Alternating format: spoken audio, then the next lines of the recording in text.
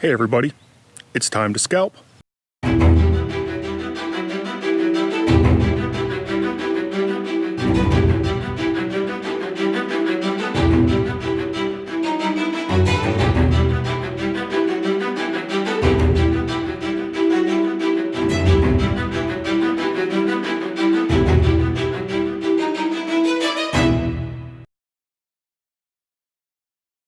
How do you go about scalping? Well, the easiest way is just to drop your lawnmower, whatever type it may be, down to the lowest setting you can go without one, damaging the equipment, and two, tearing up your yard. Ideally, you will want to get down to the dirt. That will give you the best results overall. That will remove all the dead material.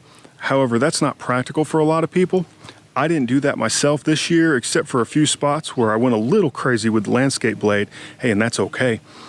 Now, certain types of grasses, zoysia especially, Bermuda, when it's really, really thick, you'll probably want to look at getting a power rake or a dethatcher to go along with it. I was lucky and didn't have to do that this year. I contemplated if I would need to, but once I got done, I was happy with where I was at and decided against it.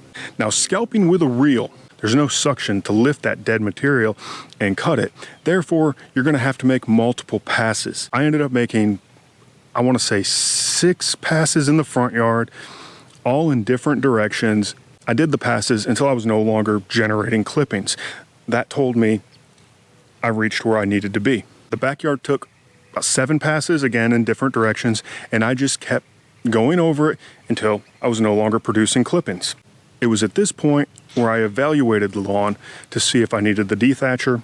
Again, I did not, because I started off first in the front yard and I actually mowed first. Now I'm an edge and trim first kind of guy, always have been, always will be. However, with that height of cut I set it to this year, I've never gone that low before. I'm not 100% confident in how even my soil is with my driveway, and frankly, I didn't want a banged up bed knife, reel, or other part of my mower getting shattered, because that would have been a bad time. I started with the mower, then I followed it up with the landscape blade. The landscape blade is an invaluable tool. I love it a whole lot. This allowed me to get into tighter areas, my neighbors' mailboxes, and utility areas, and any tight corners that the reel mower just doesn't reach. I switched it up in the backyard and went back to edging first. So I went ahead, I edged the entire perimeter. Once I finished that, I just simply went to town, multiple passes with the reel until no more clippings, and bam, that was it. The yard is scalped.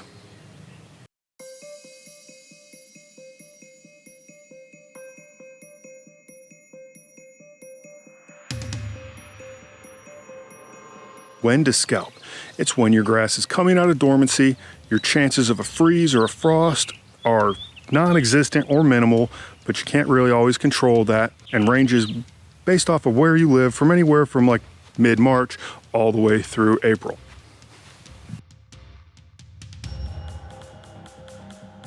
The benefits of scalping are to produce an earlier and faster spring green up. Everyone wants that green lawn, and this gets it to you just a little bit faster.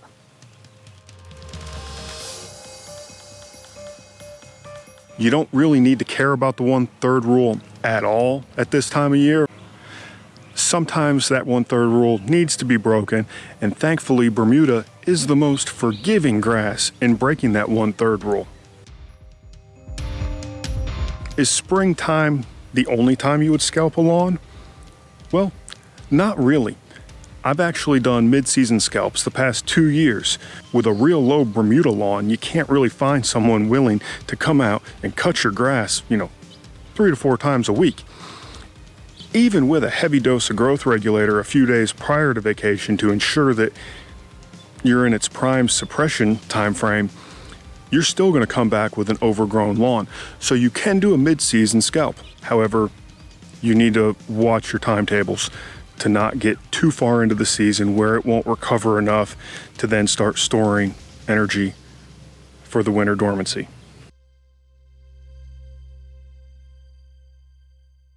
You want to wait until we're about 75% or more greened up before putting down a fertilizer. The reason being is you don't want to feed grass that's not there. Oh, I think you all realize exactly what time it is right here.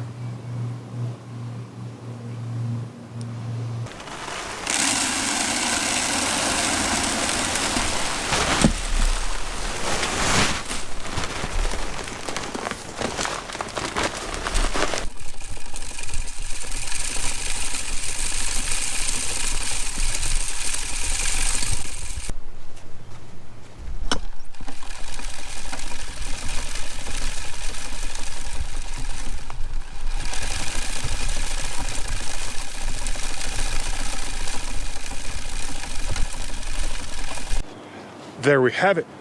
First fertilizer application of the season, and it was Carbon X. So to recap, two types of scalping: a spring scalp, a mid-season scalp. The spring scalp is where you're removing that dead dormant material to make way for fresh new growth. The mid-season scalp is where you're resetting the lawn after a vacation or whatever reason where things just got out of hand and you couldn't keep up, and you want to reset back to where it was at the beginning of the year. When to scalp? It's when your grass is coming out of dormancy, your chances of a freeze or a frost are non-existent or minimal. How we scalp it? We scalp it as low as we can go. Do we need a dethatcher? Well, that depends on how much thatch you have. You may need one, you may not, but you will have to use one eventually. Fertilization. When should you fertilize after you scalp? Well, ideally you want about 75% or more green up in your lawn. So there we have it. My yard is scalped. It's looking pretty good right now, all things considered. The ryegrass is still peeking through quite a bit, so it's rather deceiving, but we can see some fantastic Bermuda growing. Hopefully you all learned a few things and will be able to apply these to your lawn to help give you a great Bermuda lawn without having to hire it out. You want to do it yourself. You don't want to pay someone else. Is scalping hard? It can be. However, hard work is rewarding, and you can sit back and soak it all up and realize you did it yourself. I want to thank you all for watching. I'm Real Low Dad. We're going to see you soon, or we're going to get to, some grooming. Y'all take it easy.